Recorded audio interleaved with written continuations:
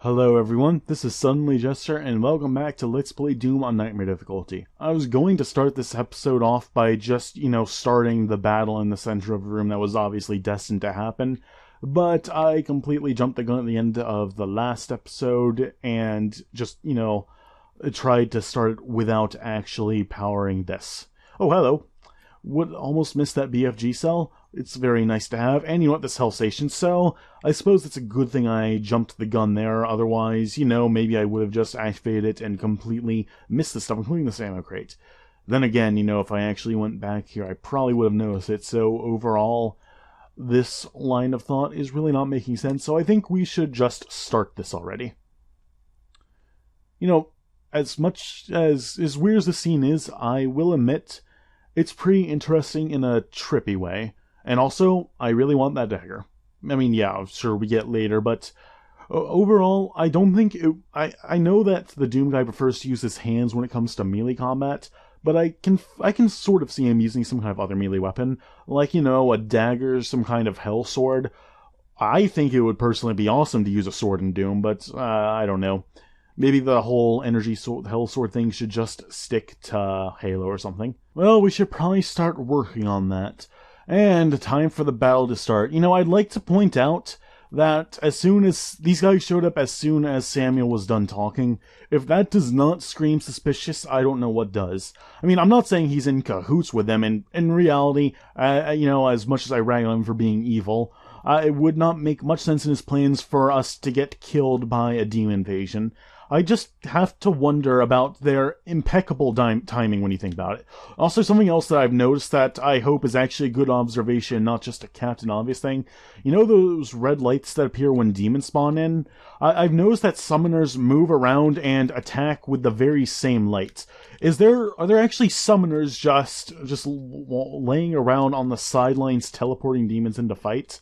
Because, personally, I'm not sure why they would do that. I mean, yeah, it makes... And the game just crashed. Okay, this is not a good omen. Let's try that again. I've learned something today. Because the game does not save your progress if you choose mission select, if you crash or just quit for whatever reason, then if you decide you want to finish the level, you're going to have to start the progress all over. So everything we've done earlier, I just had to repeat again. Honestly, I should be upset, and I will take it out on these things by firing this BFG. I honestly think I have every right to be upset right now, but honestly, I'm not.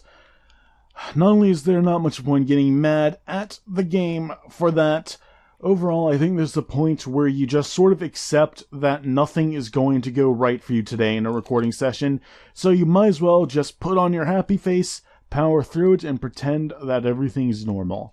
Honestly, you know what? We can overcome this.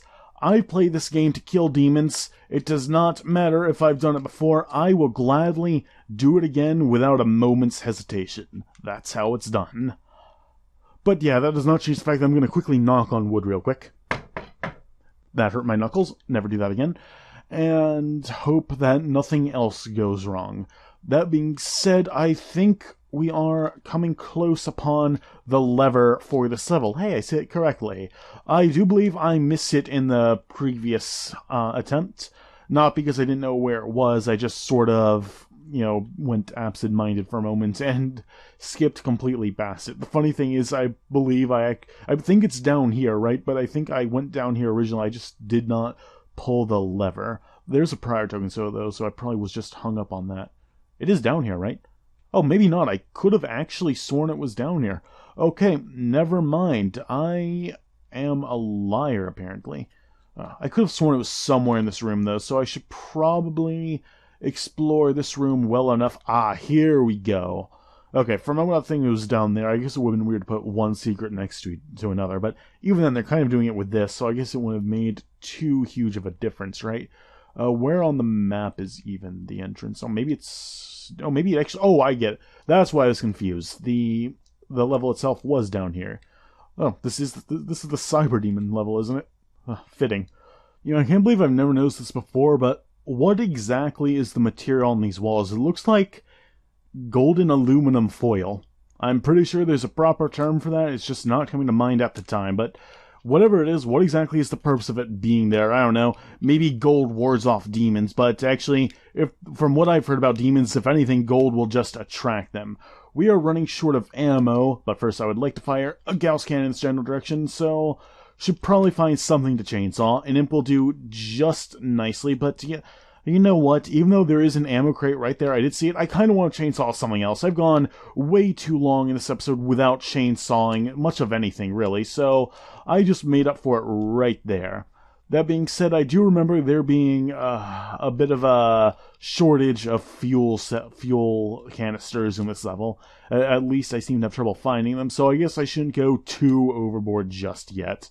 I don't know, maybe once I get some more fuel later, I'll start chainsawing more things. Heck, maybe I'll even save my fuel and use a chainsaw on a mancubus or something.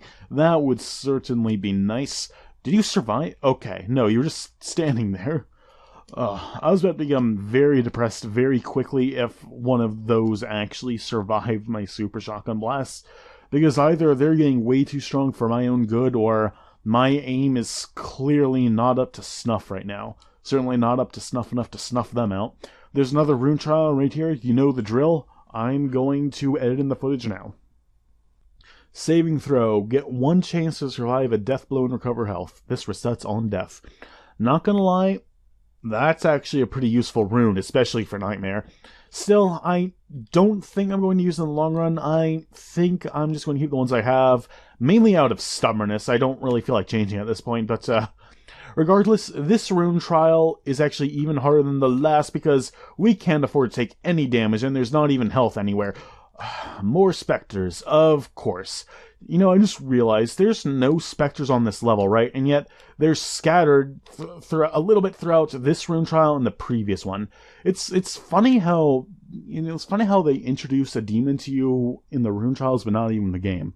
Still, I did it on the first try, surprisingly. Good news, past me. It worked out. I have to say, these rune trials are definitely getting harder. They're actually taking me a few tries. I generally, you know, edit out the deaths and stuff. Granted, considering what's happening right now, I'm only assuming I died a few times because when I last did them, when I did them in the first time, they were very difficult, at least for me. I don't know, maybe I did them flawlessly this time around. I don't know. Hey, future me, can you please come back and tell me how I did? That would certainly be great. Oh, this battle. I remember this battle. I remember it being fairly tough, so, you know what? We have to be careful for this one. At least there are, hello, Cacodemon, two power-ups on this level, a quad damage and a haste, so we have two chances to refill our HP so things get hairy. Speaking of getting hairy, I just see a bunch of things. I'd say that calls for a BFG. Then again, there really aren't that many situations that involves a lot of demons where I'd say it doesn't call for a BFG. Really, if I can just find a good excuse to use a BFG, I will use it. I think I'm also about to sneeze. If I do, excuse me, but actually, you know what? I don't like sneezing on camera, but no, this is one of the situations where it feels like you have to sneeze, but you don't.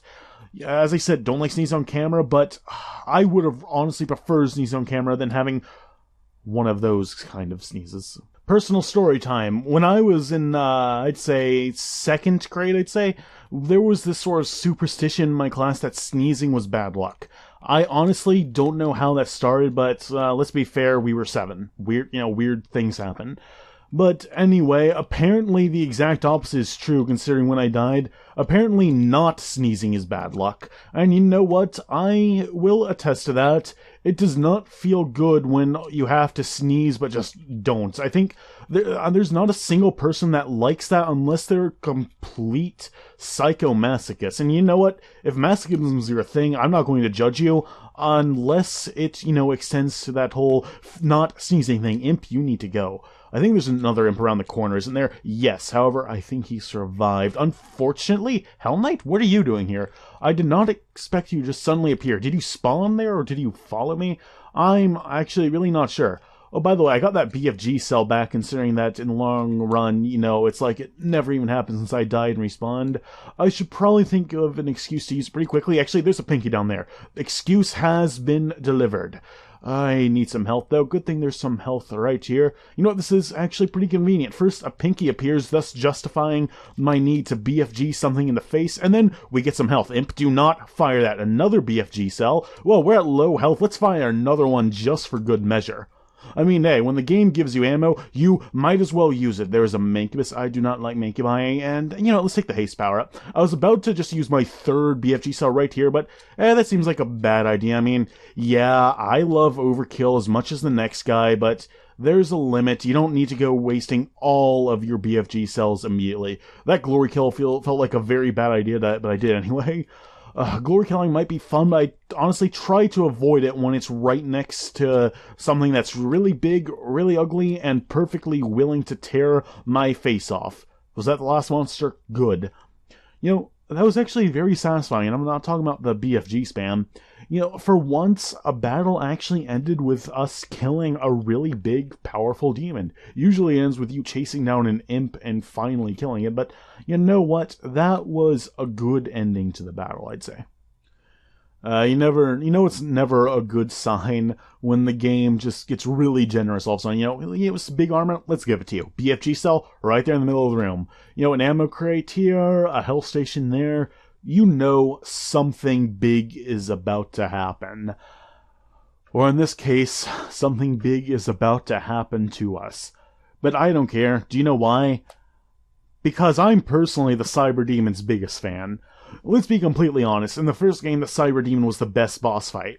I mean, granted, it wasn't exactly a very hard boss fight. I mean, the only thing that was granted, it was probably the hardest boss fight in the game, considering, you know, the other boss were the Baron of Hell and the Cyberdemon, but still, it wasn't that hard. Now then, today's the day we're going to experiment. When on my first playthrough, and heck, even in my previous attempt at recording this, I only used the rocket launcher. Not sure why, but it's probably because, you know, the rocket launcher is pretty much the thing to use on the Cyberdemon in Doom 1. Really can't think of anything else being effective, but you know what? I'm actually kind of regretting it now. Not in Doom 1, but in this game, because, yeah, the chain gun's effective, and not really sure how to dodge that laser beam, but we did it. But overall, we're out of chain gun ammo. Let's switch to the Gauss scanner. Oh, wow. Holy crap, I can't believe I've only ever used the rocket launcher against this guy. These things are really effective. Now I actually feel bad. Before this phase ends, I'd like to take this BFG cell. Thank you very much. Oh, don't kill me. Oh, really? You know, I don't think I've ever been killed by the Cyberdemon's phase 1 before in this game. That's not even meant to be a brag. That's more of like just me expressing a bit of disappointment in myself personally. But you know what? Let's make up for it. The phase 1 is over. I'd say we should make up for it by not even taking any damage in phase 2. That sounds about right. That's not going to happen. We all know that's not going to happen. I don't think I'm terrible at this game, but I wouldn't say I'm good enough to flawless the Cyberdemon's phase 2, even if it's not like some super difficult thing. I'm just not up to the task. But you know what? We might as well give it our best shot, right? Let's at least see how long I can go without taking it. Okay, never mind. I took damage right off the bat. Boy, that self-imposed challenge ended really quickly, didn't it? But first off, let's start this battle off with a bang by a BFG and chain gun combo. Yeah, I think this stuff might honestly be more effective than the rocket launcher. That being said, it does require some brains to operate. You know what? That's enough of the bravado. That's enough about bragging how good we are at fighting the Cyberdemon. Let's face this battle for what it is. We might be strong, but this thing's far bigger than us. So instead of focusing on the overwhelming offensive that we all know I love to do, we should probably try to play it smart by, you know, firing a BFG or something. Oh, wow. Okay, so good to know. You can essentially trivialize this attack by firing a BFG at him. Like, to be honest, I kind of expected that to be the case, since, you know, it makes sense. I guess just in the long run, I thought that for some reason they would have added a precaution to make sure you couldn't just trivialize the attack, the big attack where, you know, he puts the walls up. You know, let's do it again, because that's pretty effective. And they're not really attacks that are super hard to dodge or anything, but you know what? The less free hits he can get on you, well, cheap hits he can get on you, the better, I'd say. Barely got away with taking no damage there. Oh god, oh god, oh god. BFG now. Okay. I think we would have been okay, but I did not want to take chances after getting charged by a Cyberdemon. But I guess in the long run, No matter how many times I fail, the Cyberdemon will never be able to stand up to me. Now then, now that that's over, I think we can say that this episode is now done, and I even got the rest of the secrets to boot. Now then, if this footage corrupts again, then, well, let's just say that scream you heard that anguish scream you heard a few days ago, that was me. But regardless, thanks for watching, I hope you've enjoyed, and I'll see you guys later.